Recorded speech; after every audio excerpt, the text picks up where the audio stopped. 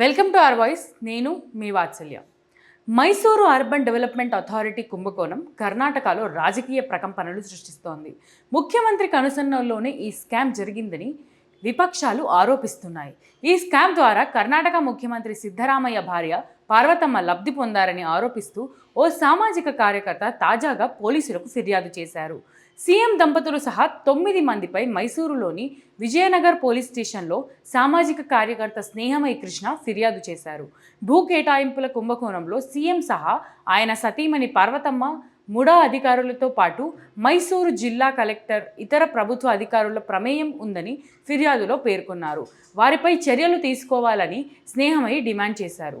అయితే ముడా అవకతవకలపై ఇప్పటికే దర్యాప్తు కొనసాగుతోందని చెబుతూ పోలీసులు ఎఫ్ఐఆర్ నమోదు చేయలేదు. సిద్ధరామయ్య, ఆయన కుమారుడు ఎమ్మెల్సీ యతీంద్ర 4,000 కోట్ల రూపాయల భూ కుంభకోణానికి పాల్పడ్డారని ఆ రాష్ట్ర బీజేపీ ఆరోపిస్తోంది. సొంత జిల్లా మైసూరులో సీఎం తన సతీమణి పార్వతమ్మ పేరిట చట్టవిరుద్ధంగా కోట్ల విలువ చేసే భూములు కేటాయించుకున్నారని ప్రతిపక్ష బీజేపీ నాయకుడు ఆర్ అశోక్ ఆరోపించారు. ఈ కుంభకోణంలో Mysuru urban development authority MUDA ఉన్నతాధికారుల ప్రమేయం కూడా ఉన్నదన్నారు. విషయం బయటకు రాకుండా ఉండేందుకే వారికి ప్రభుత్వం ఉన్నట్టుండి బదిలీపై పంపించిందని ఆరోపించారు. ఈ కుంభకోణం వివరాలు పూర్తిగా వెలుగులోకి రావాలంటే సిబిఐతో లేదా రిటైర్డ్ జడ్జితో విచారణ జరిపించాలని డిమాండ్ చేశారు. బీజేపీ నేతల ఆరోపణల ప్రకారం మైసూరు శివార్లలోని గ్రామీణ ప్రాంతాల్లో సిద్ధరామయ్య భార్య పార్వతమ్మకు 3 ఎకరాల 16 గుంటల భూములున్నాయి. అయితే అవసరాల దృష్ట్యా ఆ భూములను సేకరించిన ప్రభుత్వం వాటికి బదులుగా నగరం లోపల అత్యంత ఖరీదైన ప్రాంతాలుగా చెప్పుకునే విజయనగర్, దట్టగల్లి, జేపీ నగర్, ఆర్టీ నగర్, హంచయ, సతాగల్లీలో సిద్ధు కుటుంబానికి భూములను కేటాయించి 50:50 నిష్పత్తిలో పడావు పడ్డ 1 ఎకరం తీసుకుంటే అభివృద్ధి చేసిన అర్ధ ఎకరం ఇవ్వడం ఈ భూముల కేటాయింపు జరిగింది.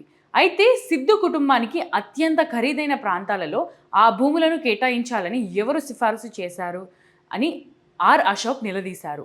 కేబినెట్ అనుమతి లేకుండా భూములు కేటాయించే అధికారం ఎవరికి ఉంటుందని, ముఖ్యమంత్రికి తెలియకుండానే ఇంత పెద్ద కుంభకోణం జరిగిందా అని ఆయన ప్రశ్నించారు. బీజేపీ నేతల ఆరోపణలను సీఎం సిద్ధరామయ్య ఖండించారు.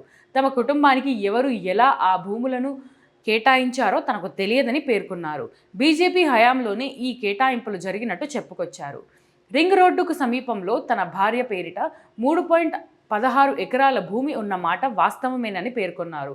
తమ 3.16 ఎకరాలను సేకరించకుండానే ముడా అధికారులు అక్కడ లేఅవుట్ వేశారని చెప్పారు. ఆ స్థలాలను లబ్ధిదారులకు పంపిణీ కూడా చేశారని తెలిపారు. చట్ట ప్రకారం తమ భూములకు బదులుగా 50:50 ప్రతిపాదికన వేరే చోట భూములకు ఇస్తామని ముడా అంగీకరించిందని చెప్పారు. ఇదంతా బీజేపీ అధికారంలో ఉన్నప్పుడే జరిగిందని చెబుతూ ఇందులో తప్పేముందని ప్రశ్నించారు. భూముల కేటాయింపులో 50:50 ఫార్ములాను బీజేపీనే ప్రతిపాదించిందని పేర్కొన్నారు. ప్రతిరోజు అడుగుతున్నాను, మళ్ళీ ఈరోజు కూడా అడుగుతున్నాను. ఆర్థికంగా మన ఛానల్ని నిలబెట్టే బాధ్యత కూడా మీ అందరి మీదే ఉంది. మన ఛానల్ రెవెన్యూ చాలా చాలా చాలా తక్కువ. ఒక ఆఫీస్ లేదు, మనది అనే ఎక్విప్మెంట్ లేదు, అంతా రెంట్ బేస్ మీద. ఆఫీస్ అయితే రెంట్ బేస్ మీద కూడా లేదు. వాటన్నిటినీ నిర్మించాలి అనే ఒక ఆలోచనతో అడుగులు ముందుకేస్తున్నాం. ప్రజల గొంతును ప్రభుత్వానికి అందించే ఒక వారధిలాగా పనిచేస్తూ వాస్తవాలని, ముఖ్యంగా జాతీయవాదాన్ని జనంలోకి తీసుకెళ్లాలనే ఉద్దేశంతోనే ఈ ఛానల్ స్టార్ట్ చేశాను. స్టార్ట్ చేసినప్పటి నుంచి మీ అందరూ ఆదరిస్తున్నారు కాబట్టే ముందుకెళ్తున్నాను.